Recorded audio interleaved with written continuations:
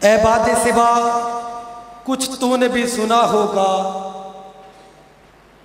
اے باد صبا کچھ تو نے بھی سنا ہوگا، مہمان جو آنے والے ہیں کلیاں نہ بچھانا راہوں پر، ہم پل کے بچھانے والے ہیں۔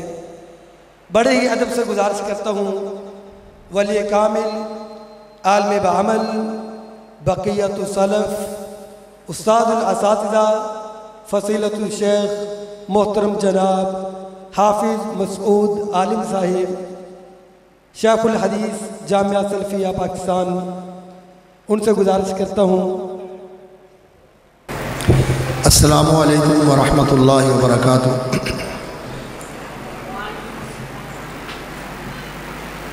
ان الحمد للہ نحمده ونستعینه ونستغفره ونستهدیه ونعوذ باللہ من شرور انفسنا وسیئات اعمالنا، من یهده اللہ فلا مضل له ومن یضلل فلا ہادی له، واشهد ان لا الہ الا اللہ وحدہ لا شریک له، واشهد ان محمدا عبدہ ورسولہ۔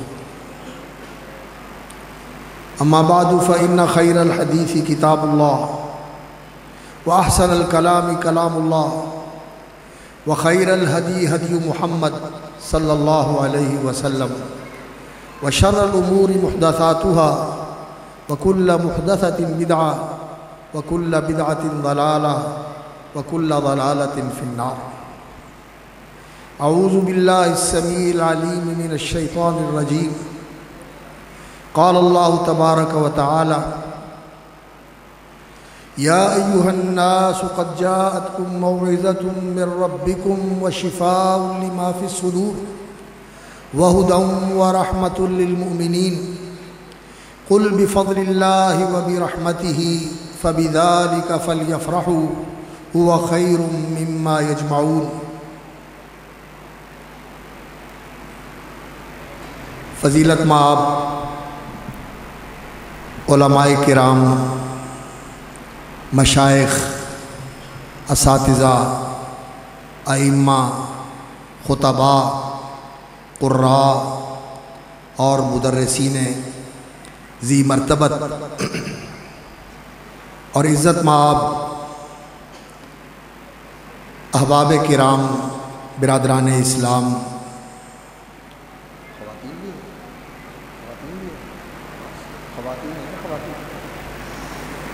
اور لائق تکریم خواہران اسلام، معزز و مکرم خواتین، اسلامی ماؤں بہنوں، یہ بابرکت محفل قرآن ہے۔ قرآن مجید کی تلاوت اور اس کے استماع اور قرآن کے حوالے سے کچھ گزارشات، قرآن کی عظمت، اس کا شان، اس کا مرتبہ، اس کا مقام اور قرآن کا پیغام اور قرآن کی تعلیم، اس کے حوالے سے یہ مجلس قائم کی گئی ہے، اور آپ اس کے شرکاء ہیں حضرات و خواتین، اور آپ کو اللہ کا شکر ادا کرنا چاہیے کہ اللہ رب العزت نے اپنی خاص رحمت کے ساتھ آپ کو اس مجلس میں شریک ہونے کی عزت بخشی، شرف بخشا۔ ہم عام طور پر یہ کہتے ہیں کہ جی ہم آپ کی تشریف آوری پر آپ کے شکر گزار ہیں، لیکن قرآن کی محفل اور قرآن کی مجلس وہ ہوتی ہے کہ جس مجلس کے اندر شرف باریابی پر کہ انسان کو اس مجلس میں شریک ہونے کا شرف حاصل ہوا ہے، اس پر انسان کو اللہ کا شکر گزار ہونا چاہیے، اور ان اہتمام اور انتظام کرنے والوں کا شکر گزار ہونا چاہیے، جنہوں نے اس مجلس کا اہتمام کر کے آپ کے لیے یہ بابرکت موقع مہیا کیا۔ کیوں؟ یہ مجلس اور یہ محفل کوئی عام مجلس نہیں ہوتی جس میں ہم گھروں میں اکٹھے ہوتے ہیں، برادری اور خاندان کی مجلس، یا کوئی سیاسی مجلس جس میں ووٹوں کی تقسیم کے لیے کہ کس کو دینے ہیں کس کو نہیں دینے اور کیا کرنا ہے، کس کی حمایت کس کی مخالفت، اس کے لیے ہم اکٹھے ہوتے ہیں، یا کوئی علاقے کا منتظم، کوئی سربراہ، کوئی سرکاری افسر، کوئی وزیر، کوئی مشیر، وہ آتا ہے اور لوگوں سے ملاقات کرتا ہے۔ یہ ساری مجلسیں انسان سمجھتا ہے کہ ان میں جانا اس کے لیے اعزاز ہے، تکریم ہے، ہوگی، میں انکار نہیں کرتا، لیکن وہ مجلس جس میں آپ آئیں اور آپ کے آنے پر آپ کو اللہ کی مہمانی کا شرف حاصل ہو جائے کہ آپ اللہ کے مہمان ہیں، اللہ آپ کا میزبان ہے۔ مسجد میں جو آتا ہے وہ اللہ کا مہمان بن کے آتا ہے، اور جو قرآن کی محفل میں آتا ہے، قرآن سننے کے لیے آتا ہے، قرآن سمجھنے کے لیے آتا ہے، اس کا درس لینے کے لیے آتا ہے، تو یہ اللہ کا مہمان جب مسجد میں آ جاتا ہے یا اور کسی جگہ پر، کسی گراؤنڈ میں، کسی پارک میں، کسی گھر میں ایسی مجلس قائم ہو، تو اللہ کے فرشتے جو ان مجلسوں کی تلاش میں ہوتے ہیں، رسول اکرم صلی اللہ علیہ وسلم نے فرمایا کہ اللہ رب العزت نے کچھ فرشتے مقرر کیے ہوئے ہیں جن کی ذمہ داری یہ ہے کہ دنیا کے اندر ایسی مجلسیں تلاش کرو جہاں میرا ذکر ہوتا ہے، میرا قرآن پڑھا جاتا ہے، سنایا جاتا ہے، سکھایا جاتا ہے، اور جہاں اللہ اکبر میری باتیں ہوتی ہیں، میرا ذکر ہوتا ہے۔ یہ اللہ کے بڑے فضیلت و مرتبت والے فرشتے زمین میں ایسی مجلسوں کو تلاش کرتے پھرتے ہیں، اور جب کسی ایسی مجلس کا انہیں علم ہوتا ہے اور دیکھتے ہیں کہ لوگ یہاں اس مقصد کے لیے جمع ہو گئے ہیں، تو وہ سارے اس مجلس کو گھیرے میں لے لیتے ہیں، اس کو گھیر لیتے ہیں۔ آپ کو بھی گھیرا ہوا ہے فرشتوں نے، خوش ہو جائیں۔ اور پھر یہی نہیں، جو ادھر تھے انہوں نے آپ کو گھیر لیا، وہ کمیونیکیٹ کرتے ہیں، پیغام رسانی کے ذریعے دوسرے فرشتوں کو بھی بلا لیتے ہیں کہ آ جاؤ، تمہارے مقصد کی چیز مل گئی۔ یہ اللہ کے بندے اللہ کا کلام سننے کے لیے، پڑھنے کے لیے، سیکھنے کے لیے بیٹھے ہوئے ہیں، تو فرشتے آ جاتے ہیں، کتنی تعداد میں آ جاتے ہیں۔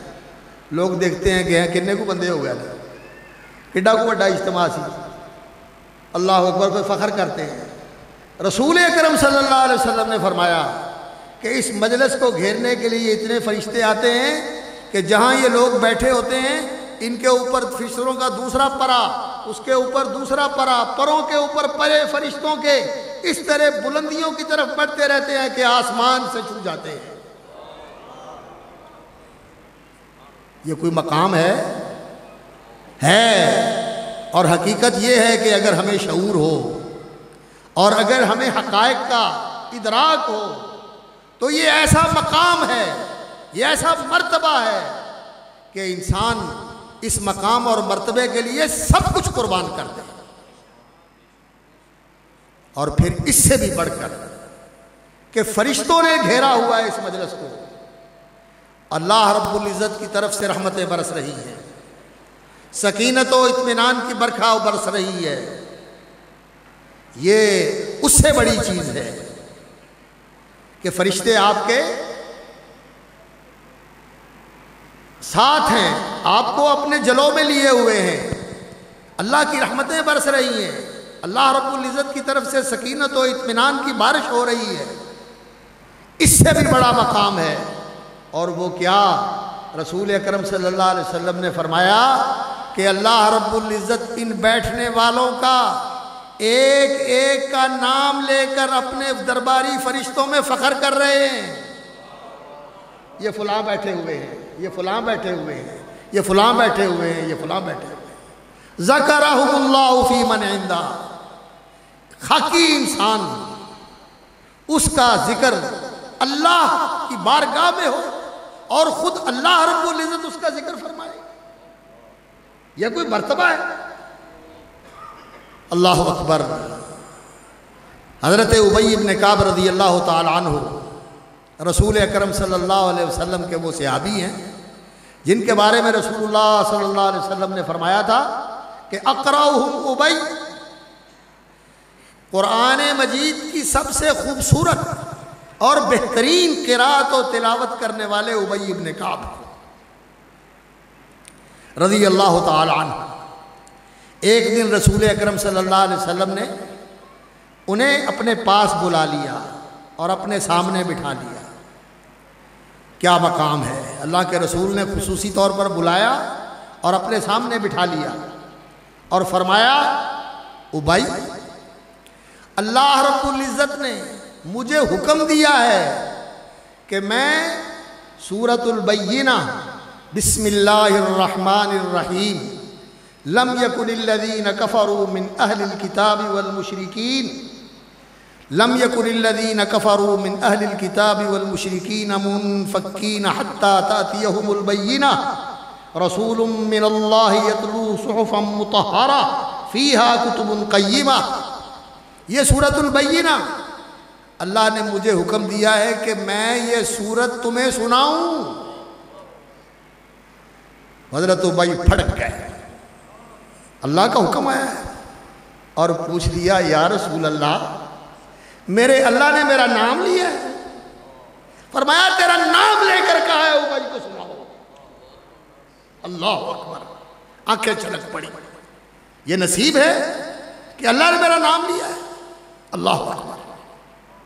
وہ اللہ رب العزت جو بادشاہوں کا بادشاہ ہے، سارے جہانوں کا بادشاہ ہے، اور حقیقت یہ ہے کہ بادشاہ ہے ہی وہ، فتعال اللہ الملک الحق، وہ اللہ بہت شان والا ہے، بڑی عظمت والا ہے، بہت بلندیوں والا ہے، عظمتوں والا ہے، الملک الحق، وہ سچا بادشاہ ہے، وہ سچا بادشاہ ہے، اسی کی بادشاہی، بیدہ ملکوت کل شیء، اس کے ہاتھ میں ہر چیز کی بادشاہی ہے۔ وہ صرف اپنے محل میں نہیں، اپنے عرش پہ نہیں، ساری کائنات کا بادشاہ ہے، اور حکم اسی کا چلتا ہے، اس کے حکم کو کوئی موڑ نہیں سکتا، کوئی اس کی بغاوت نہیں کر سکتا۔ کی لوگوں نے بغاوتیں، لیکن اس نے ان کو عبرت کا نشان بنا دیا۔ اللہ اکبر، اللہ اکبر۔ نکالا لما بین یدیہ وما خلفہ، پہلوں اور پچھلوں کے لیے عبرت کا نشان بنا دیا اللہ رب العزت۔ تو اللہ رب العزت ذکر کرتے ہیں اپنے درباری فرشتوں میں، تو اس مجلس میں آنا یہ آپ کے لیے اعزاز ہے، صحیح معنوں میں آپ کی عزت افزائی ہے، یہ آپ کے لیے شرف ہے، یہ آپ کے لیے بہت بڑی تکریم ہے اللہ رب العزت کی طرف سے۔ اس پر خوش ہو جائیں اور اللہ کا شکر ادا کریں۔ اور اس مجلس میں بیٹھنے کا پھر ادب بھی ہے کہ اس مجلس میں باادب ہو کے بیٹھیں، کہ اس مجلس میں قرآن پڑھا جائے گا، قرآن کی تلاوت کی جائے گی، اور قرآن مجید کیا ہے؟ یہ اللہ کا کلام ہے، یہ اللہ کا بندوں کے نام پیغام ہے، یہ وہ رابطہ ہے، وہ لنک اور واسطہ ہے۔ رسول اکرم صلی اللہ علیہ وسلم نے فرمایا، القرآن هو حبل اللہ المتین، یہ قرآن اللہ رب العزت کی اتاری ہوئی مضبوط رسی ہے، طرفہ بید اللہ، اس کا ایک سرا اللہ کے ہاتھ میں ہے اور دوسرا سرا تمہارے ہاتھ میں ہے۔ اطمینان سے بیٹھیں، مہمانوں کے لیے راستہ بنا دیں اور ان کو گزرنے دیں۔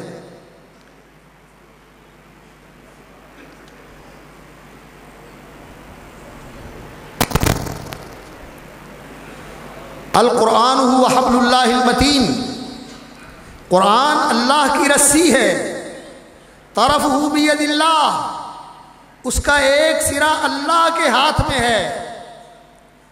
اہلاً و سہلاً و مرحبا بکم، ماشاء اللہ۔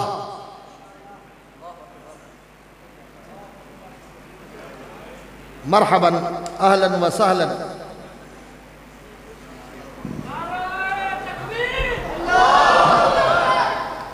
نعرہ تکبیر، نعرہ تکبیر۔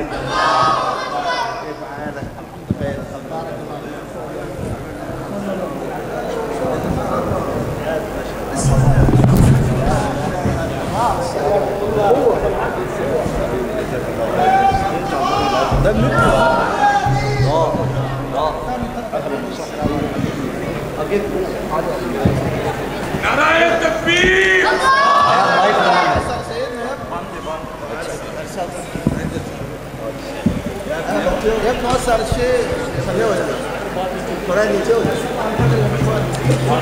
اطمینان اور سکون کے ساتھ بیٹھ جائیں۔ میں آپ کو یہ بتا رہا تھا کہ قرآن کی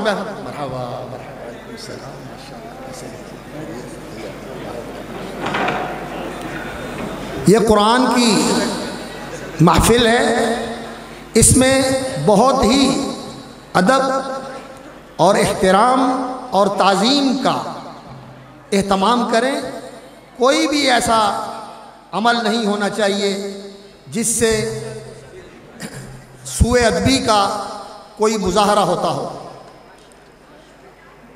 اللہ تعالیٰ آپ کا یہ بیٹھنا قبول فرمائے، اور اللہ رب العزت قرآن مجید کے جو انوار ہیں، جو اس کی برکات ہیں، اور اس کے پڑھنے سننے والوں کے لیے جو اللہ رب العزت کی رحمتیں اور نوازشات ہیں، اللہ تعالیٰ جتنے بھی یہاں ہیں حضرات و خواتین، اللہ تعالیٰ سب کو ان سے مالا مال فرما دے۔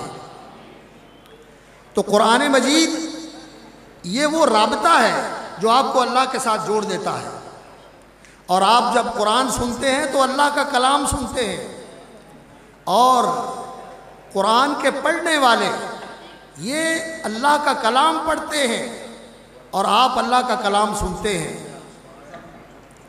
حضرات گرامی، قرآن مجید اللہ کا واعظ ہے، یہ اللہ کی نصیحت ہے، یہ اللہ کا خطاب ہے اپنے بندوں کے ساتھ۔ اس لیے میں توجہ دلاؤں گا کہ قرآن مجید کی ترجمے کے ساتھ تلاوت کیا کریں۔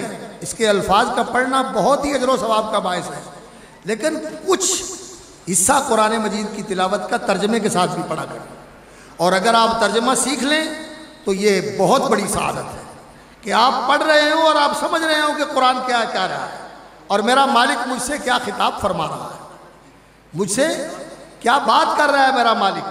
یہ بات سمجھنا یہ ضروری ہے، اس لیے کہ قرآن مجید اللہ رب العزت نے اتارا ہے لعلکم تتذکرون، تاکہ تمہیں نصیحت حاصل ہو۔ قرآن پڑھا جائے اور ہمیں پتہ ہی نہ ہو کیا ہے، یہ بات جو ہے نا صحیح نہیں ہے۔ قرآن مجید کو سمجھنا چاہیے، ترجمہ پڑھے آدمی یا ترجمے کے ساتھ کچھ حصہ قرآن مجید کا تلاوت کرے۔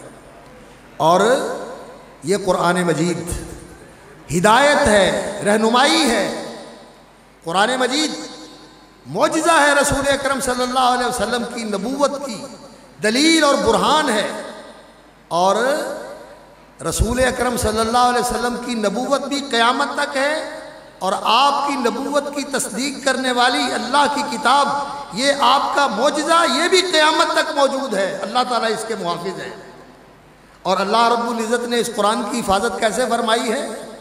یہ حضرات ہیں جن کے سینے میں قرآن محفوظ ہے، اور یہ پڑھتے ہیں تو سچی بات یہ ہے کہ انسان کو محسوس ہوتا ہے کہ در و دیوار بھی ان کے ہم نوا ہو کر اس کی تلاوت کر رہے ہیں، اور پورا ماحول جھوم رہا ہے۔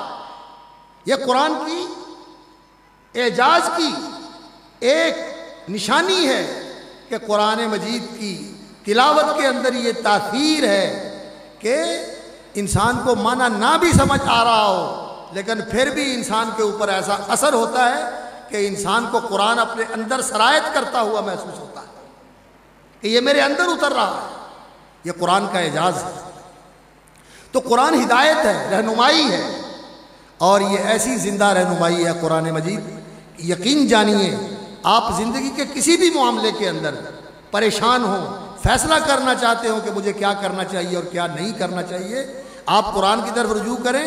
لوگ فالے لینے کے لیے قرآن کی طرف رجوع کرتے ہیں، نہیں، زندگی کے اندر عملی رہنمائی کے لیے اللہ رب العزت نے اس کو رہنما بنایا، ہدی للناس، یہ لوگوں کے لیے، ھذا بیان للناس وہدی، یہ لوگوں کے لیے بیان ہے اور لوگوں کے لیے ہدایت ہے اور لوگوں کے لیے رہنما ہے۔ یہ تو سچی بات ہے، مسلمان کے لیے ایسی کتاب ہے جسے قدم قدم پر اسے کھول کے پڑھنا چاہیے کہ اب میں نے کیا کرنا ہے، اب میں نے کیا کرنا ہے، اس کی روشنی میں کرنا چاہیے۔ اور پھر اگر اس کی روشنی میں آپ اس کی تعلیم کے مطابق کریں گے تو یہ قرآن برہان ہے۔ جب اس کے مطابق عمل کر کے جاؤ گے اللہ کی بارگاہ میں تو قرآن تمہارا دفاع کرے گا، تمہاری وکالت کرے گا، تمہاری سفارش کرے گا کہ یا اللہ یہ میرے مطابق زندگی گزارنے والا تھا، اس کی بخشش فرما دے، اس کی عزت افزائی فرما، یا اللہ اس کو بخش دے۔ اور قرآن نے جس کی سفارش کر دی اللہ تعالیٰ اس کی بخشش فرما دے گا۔ اور نبی صلی اللہ علیہ وسلم نے فرمایا یاد رکھو القرآن حجت لک و علیک، قرآن تیرے لیے حجت ہے، تیرے لیے دلیل ہے اگر تو نے اس کے مطابق زندگی گزاری، اور اگر اس کو پسے پشت ڈال دیا، اس کو بھلا دیا، نظر انداز کر دیا تو پھر قرآن تیرے خلاف حجت بن جائے گا۔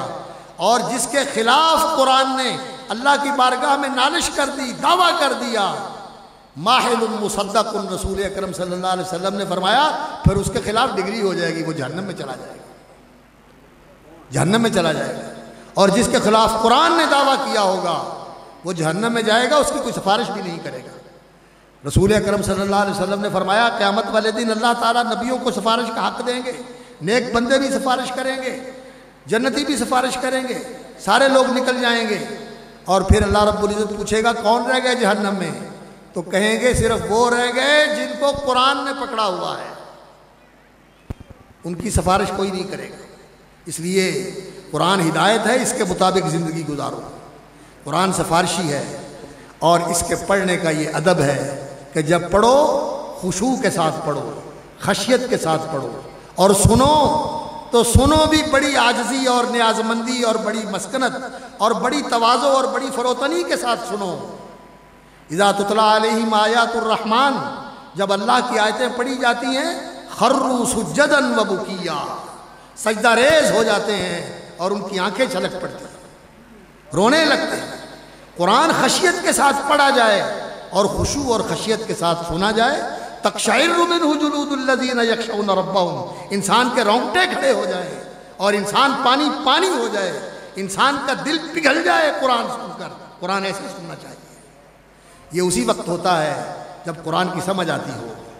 لیکن قرآن کی تاثیر جو ہے انسان کو نہ بھی سمجھ آ رہی ہو تو اس کی صوتی تاثیر جو ہے یہ بھی انسان کو پگھلا دیتی ہے، اور خاص طور پر جب پڑھنے والے ایسے ہوں جیسے یہ ہمارے مہمان ہیں اور جیسے یہ ہمارے عزیز ہیں ماشاءاللہ، اللہ تعالیٰ ان کی زندگی میں برکت فرمائے۔ سچی بات ہے، یہ قرآن پڑھتے ہیں تو انسان کو جھنجھوڑ دیتے ہیں، انسان کو ہلا کے رکھ دیتے ہیں۔ اللہ تعالیٰ برکت فرمائے اور توفیق مزید کے ساتھ نوازے۔